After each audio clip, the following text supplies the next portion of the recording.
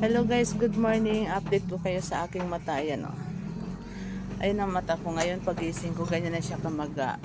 Kahapon kung sino nakapanood sa video ko, hindi pa masyadong maga yung guys, di ba? Pero ngayon, ayan na siya guys. So, magang maga na siya. Mabigat na, masakit. Mabigat na sa talukap ko. So, ayan na nga siya guys. Naputol yung video ko kasi may nagpa-cash in.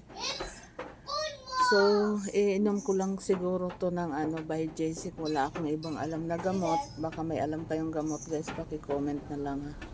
Kasi wala akong alam na gamot eh. Siya, nagluluha. Mabigat ang pag inangat ko masakit. So, kailangan ganyan lang ang niya, ang buka ng mata ko.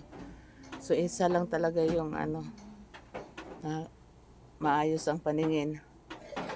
So, ayun lang guys. Ibang-iba na talaga siya kaysa kahapon. May bibili. Puputol yung video ko kung may bumibili. So, ayun. Nandito pa naman yung aking apo. May alaga kaming apo. Ayan o. Nandyan yung apo ko. Dumating kagabi. At hindi ko rin alam guys kung paano ako mang-grocery ngayon. Pagka ganito kitang-kita yung aking matang maga. Siguro mag-shades na lang ako. So, yan lang guys. Good morning. Update ko lang kayo sa aking mata. Sana umimpis to maghapon. Yan lang. Bye-bye.